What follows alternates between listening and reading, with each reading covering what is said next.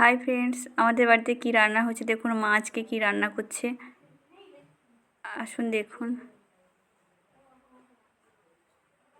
কি রান্না হচ্ছে ঠিক আমি বুঝতে পারছি না, আপনারা দেখে বলুন কি রান্না হচ্ছে।